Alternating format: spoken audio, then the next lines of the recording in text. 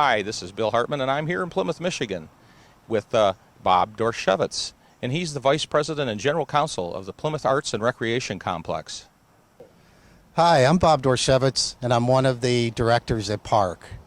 Parc was born of a vision 3 years ago after the school district announced the closure of this school built in 1917.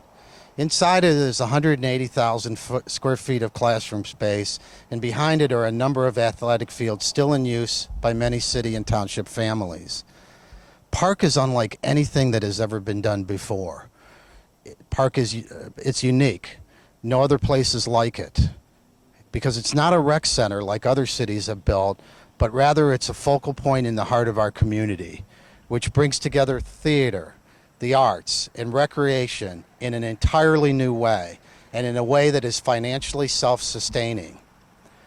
The Parc model is a public-private partnership where the nonprofit organizations that make this place home, along with the users of the athletic facilities, will generate the money that will fully cover operating costs.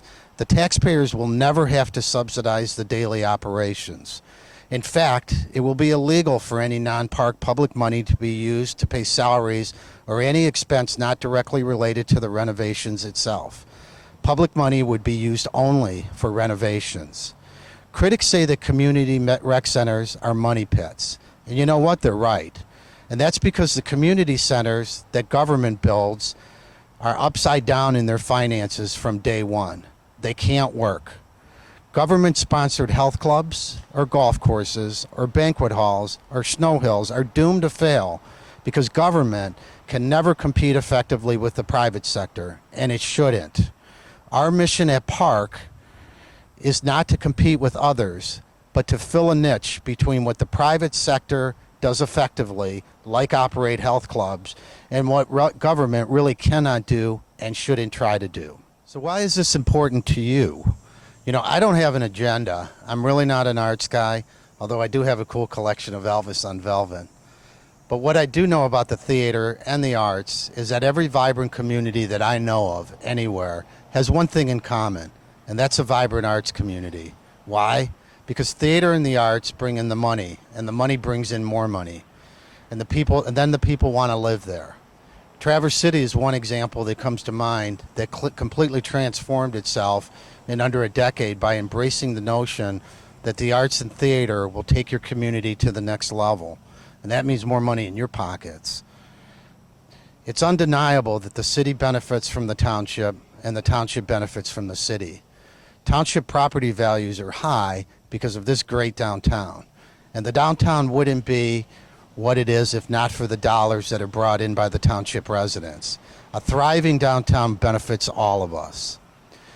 You'll be hearing a lot of misinformation on this project, and I suppose that's what people who are against us will do. They'll tell you anything they think you'll believe. I'm asking you to get the facts for yourself. Look at our website, www.plymouthparc.com. Get the facts for yourself. Look at our websites. Come to our public forums. Visit the property. And then decide for yourself based on the facts. And if your answer's no, we'll still be friends. But if your answer's yes, we're going to be really good friends. Thank you for your time today, and One Plymouth. And I'd like to introduce Don Sunan, who is the president of Parc. Thank you very much. It's a pleasure to address you today. I'm Don Sunan, and I'm president of Parc. And of course, we have a whole team of very dedicated people to this project. It's a wonderful, wonderful project for this community, and we're off to a terrific start. We opened our doors for business on August the 1st, and we've been just had a wonderful time in moving folks into the facility, renting out facilities. We've had a tremendous amount of activity right from the beginning. We just completed 11 theater performances in the facility during the month of August alone, along with whole lots of other activities. We now have 8 full-time tenants that have rented space in the facility, as well as just countless numbers of organizations that are using the athletic fields, the gymnasium, the various performing centers in the facility. The Steelers, Plymouth Steelers are in here using the football fields. Our Lady of Good Counsel athletic teams are out here. Several tennis teams here. We've got volleyball teams using the gymnasium, basketball, you name it, and we've got activities going on here. The swimming pool is open. Gymnasium is open virtually all the time. And, of course, we've got two performing centers with the Annex Gym and our cafeterium, handling 200 in one facility, up to 400 in the other facility. So for our theater groups and music groups, it is a wonderful place to be. The Parc, the Plymouth Arts and Recreation Complex, and we are renting in here for our offices and our rehearsal space.